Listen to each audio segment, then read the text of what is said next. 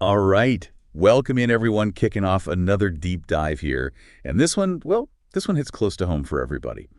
We're talking about those everyday words, those daily routine words. The bread and butter of language, you could say. Exactly. Wake up, brush teeth, eat breakfast. We're going to dive deep into daily routine vocabulary today. And I bet you're thinking, these are simple words, right? I use them all the time. What's the big deal? Right, I got this. Piece of cake. But hold on, because there's a twist. We're not just going to list them off.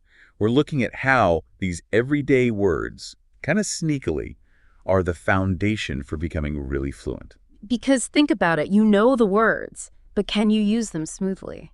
Can you talk about your day without getting stuck or having to translate in your head? That's fluency. And that's where the magic happens, right? Yeah. When you could just flow, it opens up so many more possibilities for conversations, for expressing yourself. Exactly. And that's what we're going to unlock today. Love it.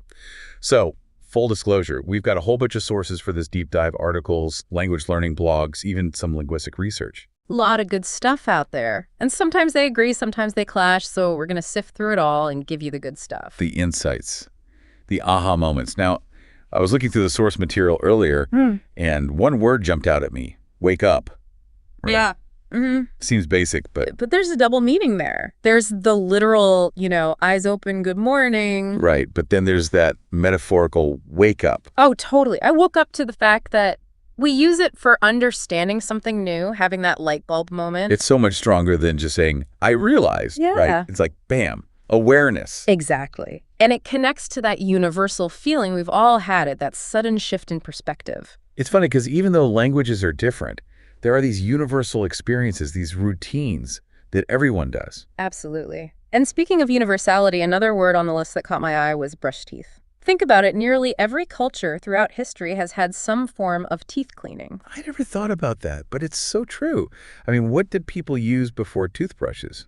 Quigs. Probably, yeah. Or even just their fingers. But the point is, the need to clean our teeth, it's fundamental. It goes way back. And it makes me wonder, right, if these routines are so universal, if we've always done them, what does that say about how language developed? That's a great question. It suggests that maybe these daily actions, the things we do without even thinking, they might have been some of the first things we needed words for. So cool. Okay, got to bring up another word that grabbed my attention. Have lunch. Simple, right? But it's so much more than just eating. Have lunch can be a solo thing, sure, but often it's social. It's about connecting with people. totally. Lunch break with coworkers, catching up with a friend. It's built into our routines. And it's interesting how those little words, they become packed with meaning. They're not just about the action. They're about the social context, the feelings associated with them. I'm starting to see it, how these simple words are actually way deeper than they seem. Right, and that's why it's so crucial not to just memorize them, but to UIC them actively. Weave them into your day, even if you're just talking to yourself. Talk yourself through your routine. Exactly. It might feel silly, but it reinforces those connections in your brain. Like building that muscle memory. Yeah. And speaking of practice, our source material today has a whole list of these daily routine words. Definitely recommend checking it out.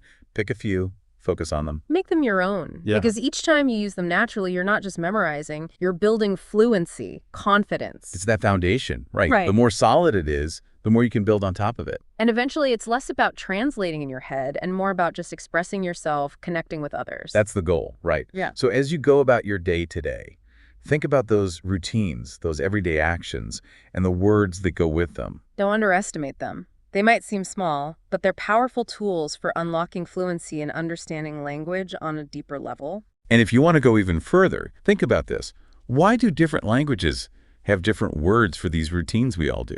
It's a question that can take you down some fascinating rabbit holes of linguistics and history. And that's what we love to do here. So until next time, happy exploring.